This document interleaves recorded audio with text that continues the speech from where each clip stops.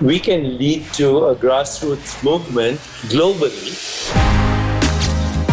We try to manipulate a situation either by being nice or being nasty or being stubborn.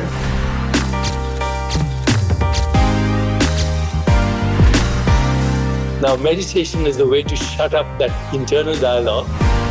No one has access to the truth. To change the world, you need everything.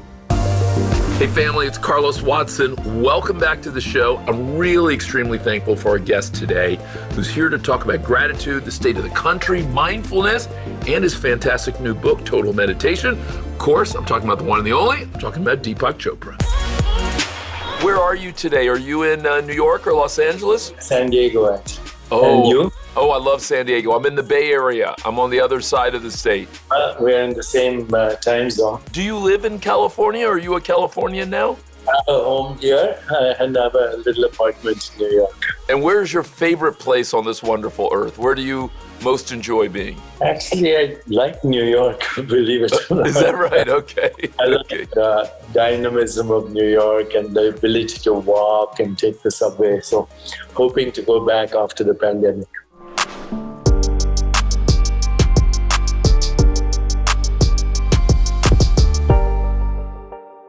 The world-renowned spiritualist, Dr. Deepak Chopra, is addressing anxiety through meditation. We're going to do this experiment to prove how powerful the mind is. Hold this string between your thumb and your forefinger. Oh, my heavens. Okay. I can't believe it's doing it. Yeah. How did you meet Oprah Winfrey? I was teaching Michael Jackson meditation and he said, you should be on the Oprah show. I said, I don't know Oprah. He said, let me call her. And that's how it happened. Michael seems like he was such a complicated person. Were you able to bring the best of your work to him? Michael was traumatized from his childhood. There was a lot of physical and other kind of abuse. As a result, he had a lot of psychological issues. But on the other hand, he was a genius and he was internally very innocent. He would go off into a completely different state of being when he heard music or when there was music around him. He was also a very big fan of classical music, Vivaldi and Beethoven and Mozart. And he was also very interested in literature, philosophy. He was an unusual person. Dr. Chopra, talk to me about meditation and whether you feel like that is a fad. It's interesting that the guy who's my best friend since we were 7 years old has been, for the last several years, been trying to strongly encourage me to try and meditate. Talk to me about how you see meditation today. I think I know, but if I'm honest, I want to hear it from you. Okay, so the vast majority of human behavior is based on two responses. The first is called the fight and flight response. So in a threatening situation, we either fight or we run. The second is called the reactive response, which is the ego response. We try to manipulate a situation either by being nice or being nasty or being stubborn or by playing the victim. Look at any political speech when the person is losing. They try to manipulate by being nice. If that doesn't work, they become nasty. If that doesn't work, they become victims. Now, there's something beyond that. It's called restful awareness. Let's say you, Carlos, say, Deepak Chopra, you're a bloody idiot. My initial reaction is to either be defensive or to respond the same way as you did. You're an idiot. No, Carlos, you're an idiot. Now, instead of reacting like that, if I put the pause button and observe my reaction to react, I'm in meditation mode. That's what meditation means. You break a habitual pattern of thinking and behavior. You cannot do that unless you go beyond your internal dialogue. There's somebody inside you right now who's speaking to themselves. Even as you're listening to me, you're having a conversation with yourself. Now, meditation is a way to shut up that internal dialogue and go from reactive to restful awareness, to intuition, to creativity, to a higher vision, and to transcendence.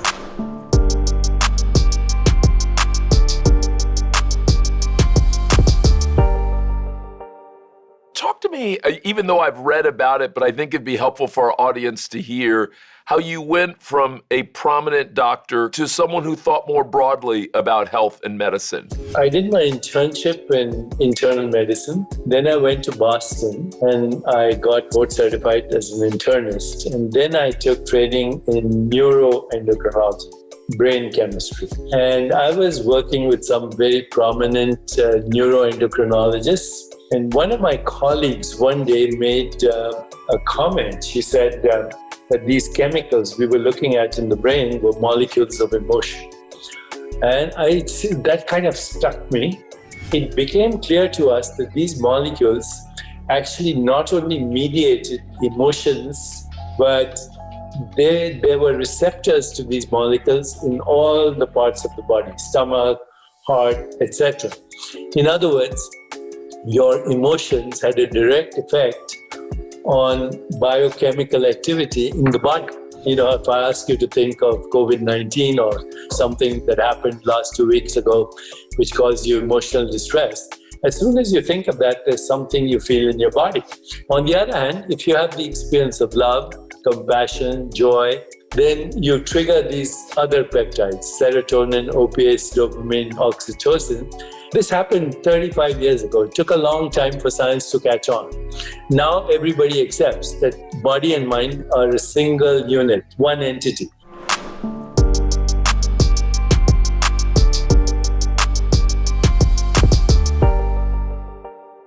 You make me think about that, Dr. Chopra, not only as an individual, but on this show, we've been thinking about this as a country.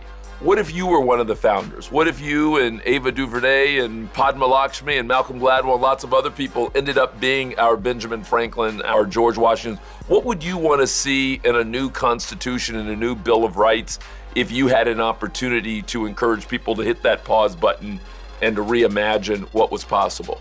A reflective self-inquiry to start with. What do we want as a nation? Who are we as a nation? What's our calling together?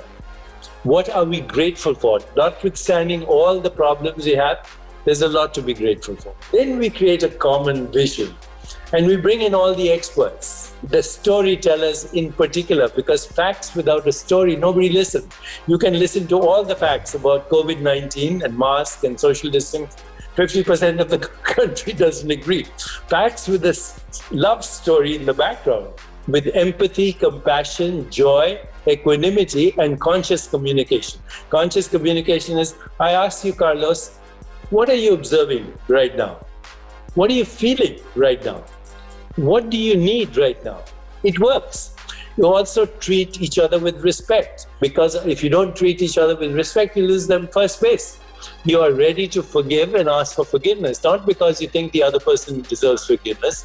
I would never forgive somebody for slavery, okay? But right now, it is important to forgive each other, not because we think they deserve forgiveness, because without forgiveness, there's no peace. You forgive because you deserve peace. Once you understand these principles, you create a roadmap for what you call healing.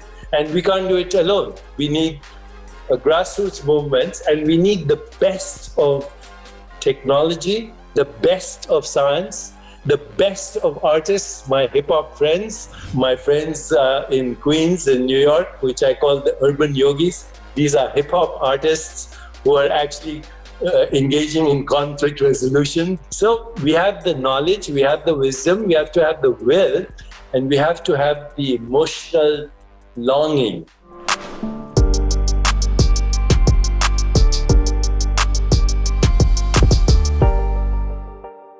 One of the conversations I wanted to have with you was on Joe Biden, our president-elect, who is 77. Is it a good idea for the United States to have a leader in such a tumultuous time who is in their late 70s, even if they're embracing some of the things that you're talking about? I have no concern about Joe Biden, especially. He is aware enough to know that he can get people like Pete and Kamala Harris to be part of his team. And ultimate leadership, the way we are seeing it in the future, is going to be a more distributed leadership, not what we call the spider model. The spider has one head. You squash it, it's dead. There's another model for leadership. It's called the starfish model. You look at a starfish, it has 6 limbs. You cut one, it sprouts 2 more. And that means shared vision, complementing the strengths of everyone on your team, like a good sports team. So if you could copy the elements of a sports team, that would be the solution in the future. Bottom line, I have confidence that Joe Biden will select a team where everybody will complement each other's strengths, and that would make an effective team, in my view. When you talked about the distributed starfish form of leadership, you know what I actually thought about was ISIS. And I thought about some of the terrorist organizations who, even as one person may be sidelined, new leaders emerge. And maybe a second thought I would have would be around some of the social justice movements, where you saw not only Dr. King, but you saw John Lewis and you saw Fannie Lou Hamer. But do you think this can happen in business? I'm not sure it can. It'll take a while, but it's happening. You gave a good example, civil rights movement. I was very close to Rosa Parks, just so you know. And it is continuing to evolve. Black Lives Matter is only the first step. We need to reimagine a new story. And a new story means death of the old story and resurrection of a new story, new context, new archetypes. And, people like Rosa Parks, Martin Luther King Jr., all these people are actually archetypes. And as we model these archetypes in our own awareness, we can lead to a grassroots movement globally, especially through technology today. We need to get over the angst and the despair that has occurred recently as a result of some backlash, But like any other phase transition, when you have the death of an old paradigm and the birth of a new paradigm, there's turbulence. But once the transition occurs, it's a complete different story. So yes, you also said, can this happen in business? There is a movement. I was co-founder of a movement called Just Capital, which actually certifies businesses that are doing good for the world. So if a business is actually going to be successful, it can't be only thinking of the investors, which is what we've done on Wall Street. But now there's a whole movement that says, take care of your employees, because if they're not happy, the customers are not going to be happy. If the customers are not happy, the investors are not going to be happy. If the investors are not happy, the business is not going to succeed. So we are moving in that direction. To change the world, you need everything. Maximum diversity of ethnicity, of education, of competence, and believe it or not, it's happening. What if someone said to you, I love what you're saying, it has a very sweet sound to it, but that what you're describing will become another interesting project of what once were called hippies and then yuppies and then hipsters, but that for those who remain hungry day in and day out, that it won't end up touching them? Actually, I understand their concern because I was a hippie. And when I was in medical school, there was Gloria Steinem talking about the feminist movement. There was Greenpeace. There was the anti-Vietnam War movement. So in my mind, I thought, wow, we're going to change the world. And now look where we are. 50 years later, the poor are left out and the idealists become rich and famous, and then they only think about themselves. So that is definitely a concern. However, it's worth thinking creatively to answer the question that you have. So let me give you an example. At the Chopra Foundation, we recently created a program called Never Alone. I found out that every 12 seconds, somebody in the world commits suicide. So we created a chatbot. And so people go on Never Alone, and she engages with them. And within a few seconds, we found that people are more comfortable talking to a machine than to a human. And she can even identify if they're at risk. And then she can offer free counseling and so on, so that we can democratize even the financial remuneration for mental health.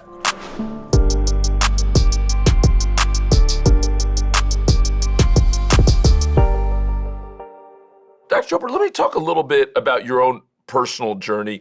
What have you gotten wrong? Reflecting back, I'm happy that I did what I did, because if I was not immune to criticism, I wouldn't be doing what I'm doing right now. However, I think I was too sure of myself, which came across as arrogance, maybe.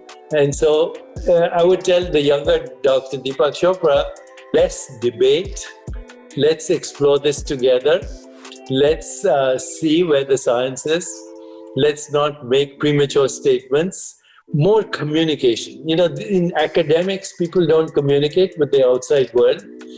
As I traveled over the world, I also recognized that the street poetry of the United States, which we call hip hop, was being adopted in many countries in their version. And it was causing revolutions in their countries. The tyrants of the world, they were not afraid of scientists, they could employ them. But they were scared of the artists, because the artists speak with a conscience. No one has access to the truth. But if you bring everyone together, you start to get a glimpse of what creative possibilities are. We look at these luminaries, Martin Luther King Jr., Nelson Mandela, Jesus Christ. But, today everyone has access to the wisdom of these luminaries that we need right now to heal ourselves and to heal the world.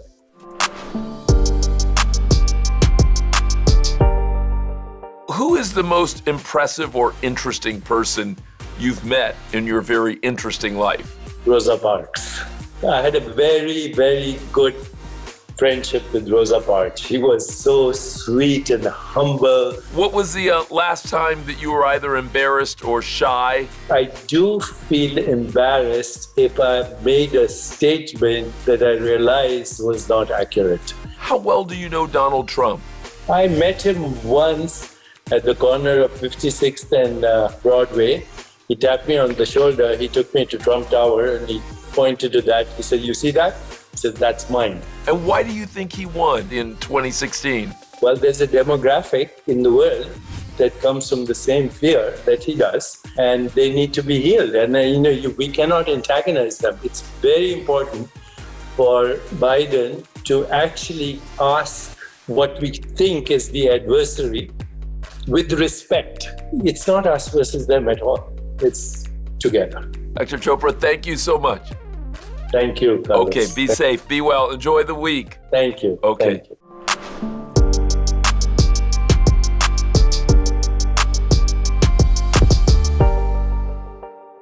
Hey, I hope you enjoyed that conversation with Deepak Chopra. My first time meeting him, really appreciated his thoughtfulness, including what he said about not antagonizing people. Deeply appreciated that. I know it's not always easy for all of us to do, but I appreciated him saying that. And in fact, one of my colleagues, Margot, told me that maybe this will be the most important conversation we have. And if that's true, I'd be very proud of that and be very pleased. Hey, that's going to do it for us. Thank you so much for watching. If you want more, we've got more. Be sure to check out our beautiful podcast. You can find us all over YouTube. Be safe, be well, be good to somebody. We'll see you soon.